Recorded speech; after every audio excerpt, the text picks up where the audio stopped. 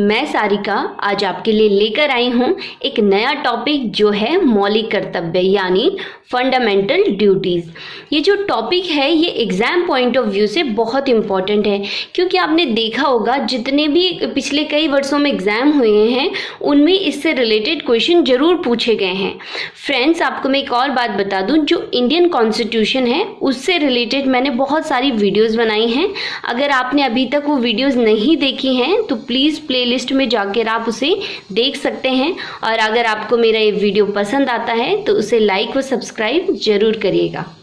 तो चलिए शुरू करते हैं हम हमारा आज का टॉपिक जो है फंडामेंटल ड्यूटी से रिलेटेड।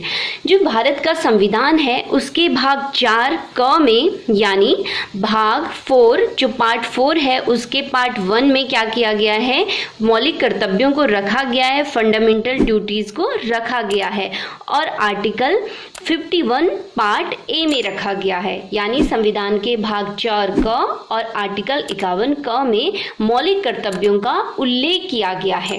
और हमने ये किस देश से लिए हैं, हमने लिए हैं ये रूस से। ठीक है, कहाँ से लिए हैं, रूस से।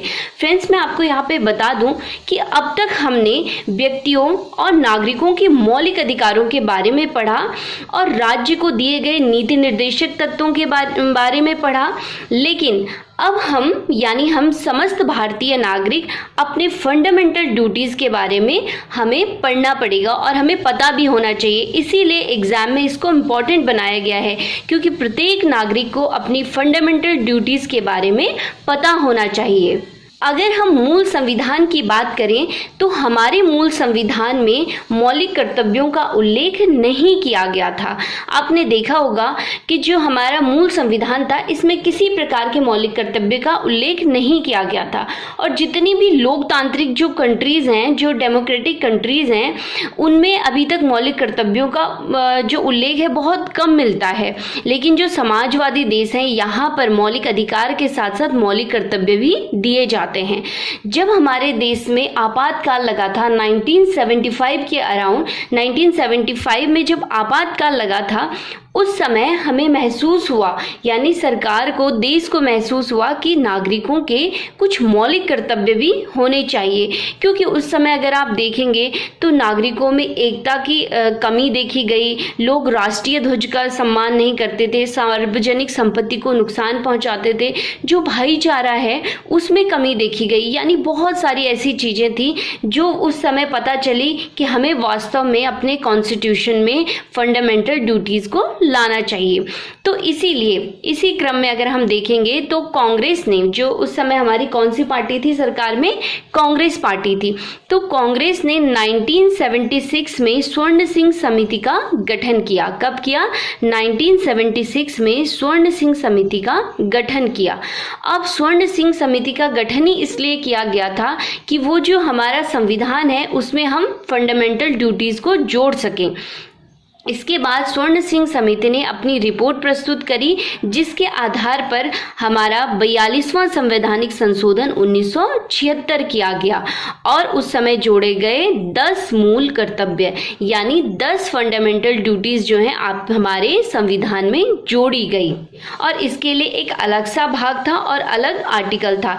यानी आपने देखा होगा भाग 4 में हमारे क्या है, नीति निर्देशक तत्व हैं, तो उसके पार्ट क में इसको रखा गया। और आर्टिकल 51 आपको पता है कि अंतर्राष्ट्रीय सुरक्षा एवं शांति की जो अभिव्यक्ति राज्य को निर्देश है उसके लिए, और उसके पार्ट क में इसको रखा गया है। ठीक है, और कितने मूल कर्तव्य हैं, 10 मूल कर्तव्य हैं।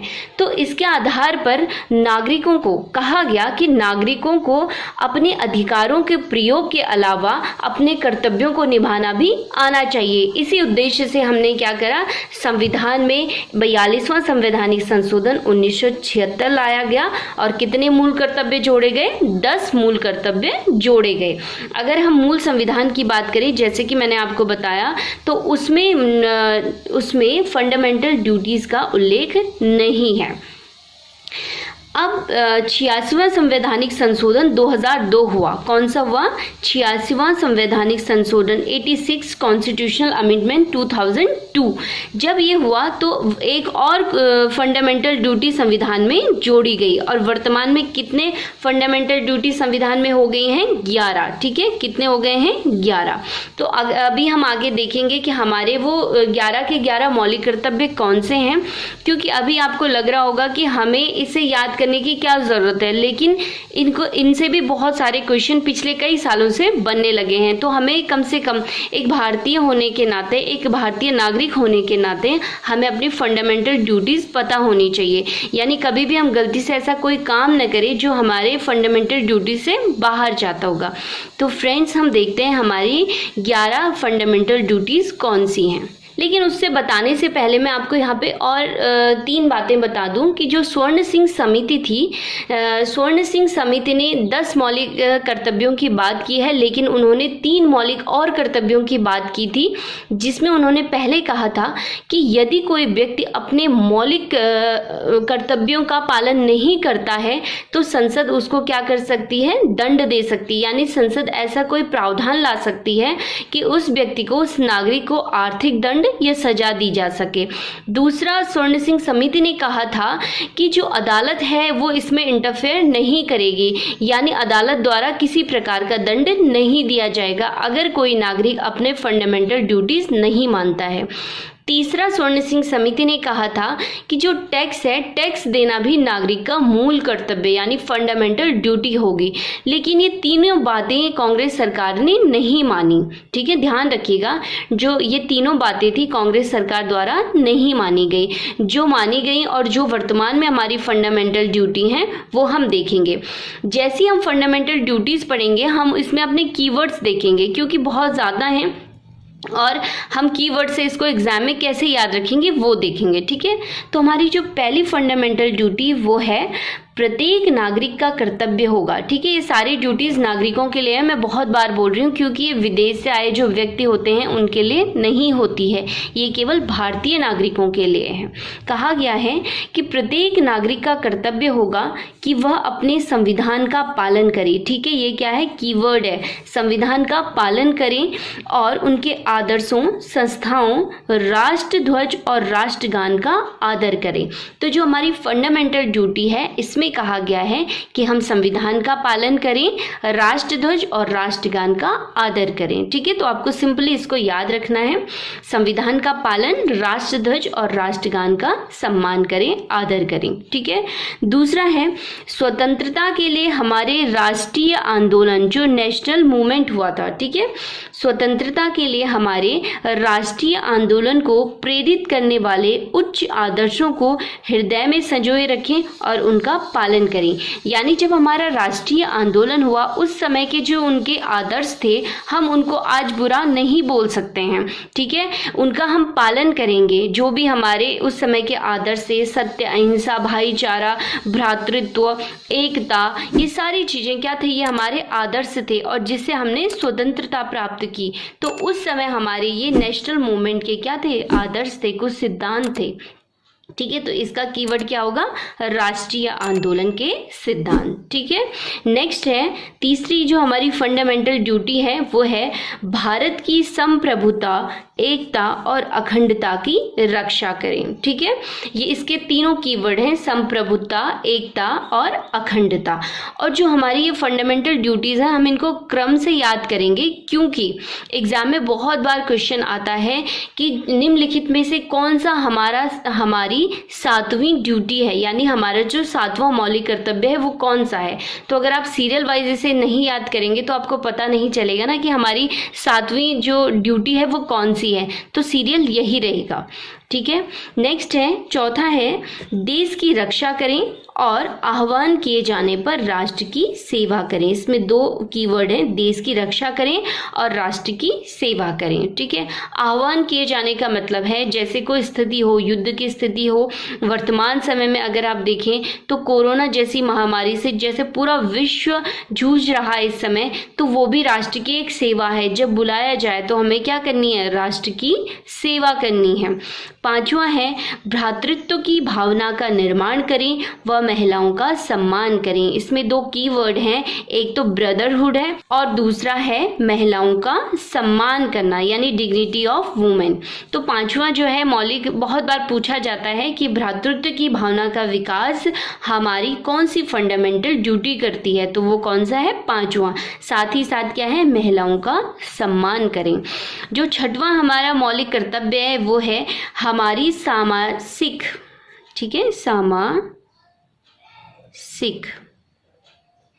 संस्कृति का महत्व समझें व उसका परिरक्षण करें। सामासिक का मतलब होता है समग्र संस्कृति, यानी किसी भी जाति, धर्म, इन सब की अपनी संस्कृतियां हैं, इन सब का महत्व समझें। हम किसी की संस्कृति का भी गलत तरीके से ना लें, सबकी संस्कृतियों के अपने महत्व होते हैं। तो वैसी जो भारत है, आपको पता है एकता में अनेकता में एकता है हमारे देश में, तो यही कहा गया है कि हमारी सामाजिक संस्कृति का महत्व समझें व उसका परिरक्षण करें, उसको संरक्षित रखें। 7वां बहुत इंपॉर्टेंट हो जाता है। 7वें में कहा गया है, मैंने आपको अभी पहले भी बताया था, इसमें कहा गया है प्राकृतिक पर्यावरण की रक्षा करें। ठीक है, क्या करें? प्राकृतिक पर्यावरण की रक्षा करें, यानी जो हमारे वन्य जीव हैं, नदी हैं, तालाब हैं, इन सब की क्या करें? रक्षा करें। ध्यान दें, यहाँ पर जो प्राकृतिक पर्यावरण से रिलेटेड बात कही गई है वो आपने देखा होगा हमारी फंडामेंटल ड्यूटी में, आप देख रहे हैं। हमारे नीति निर्देशक तत्व में आपने देखा 48 क के अंतर्गत, आपने देखा अनुच्छेद 21 मौलिक अधिकार के अंतर्गत जो पर्यावरण, एक शुद्ध पर्यावरण, वातावरण भी मनुष्य के जीवन का अधिकार है। तो ये एक ऐसा मुद्दा है जो कि हमारे तीनों उसमें क्या है? इंक्लूड है। किस किस में? मौलिक अधिकार में, नीति निर्देशक तत्वों में और मौलिक कर्तव्यों में, तीनों में इंक्लूड है प्राकृतिक पर्यावरण। नेक्स्ट है वैज्ञानिक दृष्टिकोण। ठीक है, ये भी कई बार पूछा जाता है। वैज्ञानिक दृष्टिकोण एवं ज्ञानार्जन की भावना का विकास करें, यानी जो हमारे जीवन जीने की शैली होगी वो किस प्रकार से की जाएगी? वैज्ञानिक दृष्टि से। जो पुरानी रूढ़िवादियां हैं हम उनको न माने, और साथ ही साथ ज्ञानार्जन की भावना, यानी हमेशा मनुष्य को क्या करते रहना चाहिए? ज्ञान अर्जन करना चाहिए, सीखते रहना चाहिए, उसका विकास होना चाहिए। नेक्स्ट है सार्वजनिक संपत्ति को सुरक्षित रखें। जो हमारी पब्लिक प्रॉपर्टी है उसको सुरक्षित रखें, किसी प्रकार की हिंसा न करें। ठीक है, बहुत बार हिंसा में अगर आपने देखा होगा तो हिंसा में ट्रेनें जला दी जाती हैं, गाड़ियां जलाई जाती हैं, बस जला दी जाती हैं। तो जो हमारी ये सार्वजनिक संपत्ति होती हैं हम इनको क्या करें? सुरक्षित रखें। तो आप देख रहे होंगे कि हमारी जो फंडामेंटल ड्यूटीज़ हैं उसकी आवश्यकता वास्तव में हमें थी, इसीलिए संविधान में 42वें संवैधानिक संशोधन 1976 द्वारा इन ड्यूटीज को जोड़ दिया गया। चलिए आगे बढ़ते हैं, वो है ड्यूटी नंबर 10। ठीक है, इसमें देखिए व्यक्तिगत और सामूहिक गतिविधियों के सभी क्षेत्रों में उत्कर्ष की ओर बढ़ने का सतत प्रयास करें जिससे देश नई ऊंचाइयों को छू ले। इसका मतलब है जो हमारी इंडिविजुअल और कलेक्टिव रिस्पॉन्सिबिलिटी हैं हम उनमें क्या करें? उन रिस्पॉन्सिबिलिटीज को लें जिससे हमारा देश क्या हो? नई ऊंचाइयों तक पहुंचेगा। क्योंकि सभी अगर अपनी अपनी रिस्पॉन्सिबिलिटी कंप्लीट करेंगे, सभी अपनी अपनी रिस्पॉन्सिबिलिटीज निभाएंगे तो हमारा देश क्या होगा? नई ऊंचाइयों को छू लेगा। नेक्स्ट है, बहुत इंपॉर्टेंट है, ड्यूटी नंबर 11 है ये। प्रत्येक बच्चे के माता पिता या अभिभावक का कर्तव्य है कि वे अपने 6 से 14 वर्ष के बच्चों की शिक्षा के लिए अवसर उपलब्ध कराएं। आपने देखा होगा जो हमारा मौलिक अधिकार है जिसमें हमने अनुच्छेद 21 क में कहा गया है कि प्रारंभिक शिक्षा का अधिकार दिया 6 से 14 वर्ष के। लेकिन बहुत सारे माता पिता ऐसे होते हैं, या हम कह सकते हैं वो बहुत ज़्यादा गरीब होते हैं, तो वो एक माहौल क्या नहीं कर सकते हैं, बच्चे को उपलब्ध नहीं करा पाते हैं, वो उनको स्कूल नहीं भेजना चाहते हैं। तो इस प्रकार से इस ड्यूटी में कहा गया है 11th ड्यूटी में कि हर माता पिता या जो उन बच्चे का अभिभावक होगा वो भी क्या करेगा? 6 से 14 वर्ष के बच्चे को शिक्षा देने के लिए एक अच्छा माहौल बनाएगा, अवसर उपलब्ध कराएगा। तो ये स्वर्ण सिंह समिति की रिपोर्ट के आधार पर नहीं जोड़ा गया था, ये 86वां संवैधानिक संशोधन 2002 द्वारा संविधान में जोड़ा गया गया और संविधान में कितनी फंडामेंटल ड्यूटीज हो गई, वो थी 11। चलिए अब हम देखते हैं इससे रिलेटेड कौन कौन से क्वेश्चन बनते हैं। सबसे पहले किस भाग में दिया गया है, 8-10 पॉइंट बनते हैं, हम यहीं पे क्लियर करते हैं। जो फंडामेंटल ड्यूटीज़ हैं वो भाग 4 क में है, ठीक है। आर्टिकल कौन सा है, ये हमारा क्विक रिवीजन चल रहा है जिससे हमारे कोई भी क्वेश्चन इस टॉपिक से नहीं छूटेंगे। 51 क में क्या है दिया गया है, अनुच्छेद है 51 का, भाग है 4 का। किस देश से लिए हमने, रूस से लिए हैं। मूल संविधान में नहीं थी कोई भी फंडामेंटल ड्यूटीज। फिर आता है कि किस समिति की रिपोर्ट पर जोड़े गए, तो वो कौन सी समिति थी, स्वर्ण सिंह समिति थी। और कौन सा संवैधानिक संशोधन था, 42वां संवैधानिक संशोधन जो हुआ 1976 में। किस कंडीशन के बाद संविधान में लागू की गई, यानी संविधान द्वारा अपनाया गया, वो था आपातकाल की स्थिति। आपातकाल के बाद बहुत बार ऑप्शन में आता है कि अभी देखो, अगर आप देखेंगे नए पैटर्न तो बहुत सारे नए क्वेश्चन जनरेट हो रहे हैं, क्योंकि जो बेसिक क्वेश्चन है वो बहुत बार पूछे जा चुके हैं। तो इसमें क्वेश्चन बनता है कि जो मौलिक कर्तव्य संविधान में जोड़े गए वो किसके बाद जोड़ेंगे। तो ऑप्शन आता है जैसे पाकिस्तान बांग्लादेश युद्ध 1971, ऐसे बहुत सारी सिचुएशन आपको दे देंगे। तो आप आपातकाल की बात करेंगे 1975 के बाद, ठीक है। नेक्स्ट है कि स्वर्ण सिंह समिति की रिपोर्ट पर कितने मौलिक कर्तव्य जोड़े गए, कितनी फंडामेंटल ड्यूटी जोड़ी गई, तो वो कितनी थी, 10, ठीक है। वर्तमान में कितनी है, 11। और 11वां कब जोड़ा गया, 11वीं ड्यूटी जोड़ी गई 86वें संवैधानिक संशोधन 2002 द्वारा। तो कितनी ड्यूटियां हो गई हैं वर्तमान में, 11 ड्यूटियां हो गई हैं। और बाकी जो हमने 11 फंडामेंटल ड्यूटीज़ पढ़ी हैं उनके क्रम पूछे जाते हैं बहुत बार। जैसे उनमें क्वेश्चन जो बेसिकली बनते हैं कि उन 11 निम्नलिखित में से कौन सी आपकी फंडामेंटल ड्यूटी है। तो कोई एक ड्यूटी दे दी जाएगी, आपको उसमें से फाइंड आउट करना है, या आपको दे दी जाएगी कि निम्नलिखित में कौन सी फंडामेंटल ड्यूटी नहीं है। तो आपको अगर 11 की 11 आती हैं तो आप इजीली उनको क्या कर सकते हैं, फाइंड आउट कर सकते हैं। साथ ही साथ अब नए क्वेश्चन का एक पैटर्न है कि निम्नलिखित में से इस नंबर की कौन सी ड्यूटी है। जैसे जो इम्पोर्टेंट है, जैसे आपके वातावरण से रिलेटेड है, पर्यावरण से रिलेटेड है, 11वीं आपकी इम्पोर्टेंट है, 9वीं बहुत इंपॉर्टेंट है क्योंकि हिंसा से दूर रहें और सार्वजनिक संपत्ति का सम्मान करें। तो इस प्रकार से जो हमारे मूल कर्तव्य से रिलेटेड 10 से 15 क्वेश्चन इसमें बनते हैं। यानी टोटल टॉपिक में कितने क्वेश्चन बनते हैं, 15 क्वेश्चन तक इसमें बनते हैं। कहने के लिए एक छोटा सा टॉपिक है लेकिन हर एग्जाम में पूछा जाता है ये। तो फ्रेंड्स, अगर आपको मेरा ये टॉपिक अच्छा लगा हो, ये वीडियो अच्छा लगा हो, तो प्लीज़ आप इसे लाइक ज़रूर करिएगा। तो चलिए अब हम मिलते हैं नेक्स्ट वीडियो में एक नए टॉपिक के साथ। तब तक आप लोग इस फंडामेंटल ड्यूटीज़ को बार बार देखिए और आपको यकीन मानिए 2 से 3 बार में 11 की 11 फंडामेंटल ड्यूटीज़ लर्न हो जाएंगी। चलिए अब हम मिलते हैं नेक्स्ट वीडियो में, तब तक के लिए धन्यवाद।